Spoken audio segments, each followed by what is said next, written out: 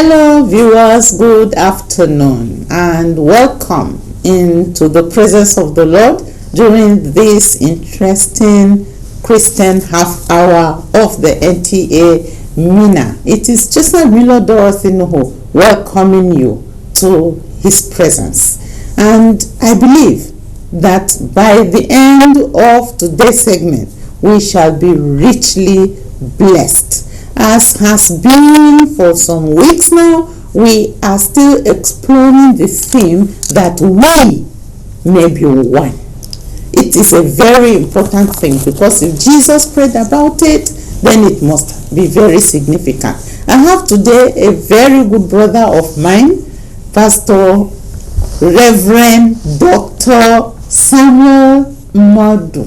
Thank you. Welcome. Thank you very much. I'm very happy to be your guest this afternoon. Yeah, it's amazing because when I was trying to get through to you, you were running a program. Yes. I hope the program went well. Oh, we bless the name of the Lord. Hallelujah. We bless God. Amen. Thank you very much, ma. Yeah, it's the work of God. God will continue to strengthen us in Jesus' name.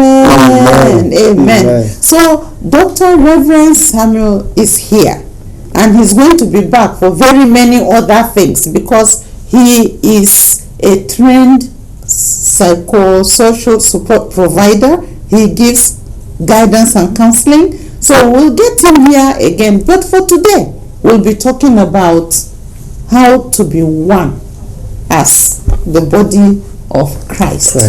Amen. Would you pray for us before we start, please, sir? Shall we pray?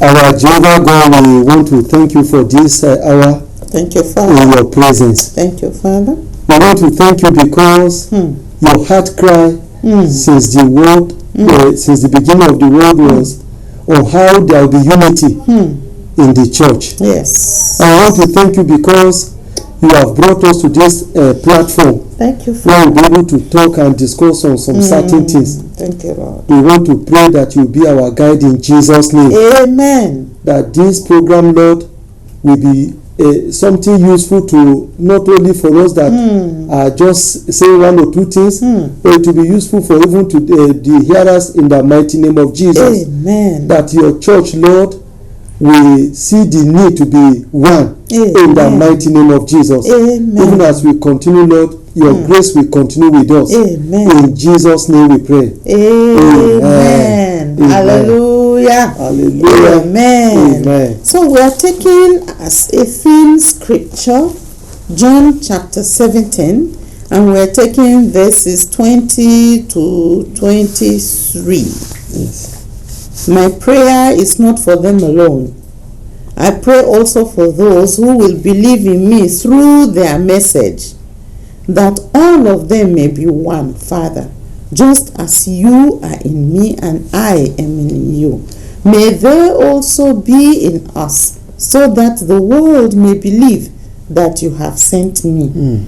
I have given them the glory that you gave me, that they may be one as we are one. I in them and you in me, so that they may be brought to complete unity. Then the world will know that you sent me and have loved them even as you have loved me. Hallelujah. Amen. Who is Jesus praying for here that they may be one? Because I see in verse 20 he's saying not for them alone, and I suspect not for them alone means the disciples he had previously prayed for. Yes. Not for them alone. Actually, them means the disciples. The apostles that witnessed Jesus, his teachings, and those who have to do with him while he was alive. But he said to all that believes in me, all the believers, and that is saying all the Christians, all the body of Christ who are Christians. That is the prayers that he offered unto them. His desire for them for unity. It's not only something that has passed, that during the disciples' time, the apostles' time, no. but even to the present church, to us now, Christians.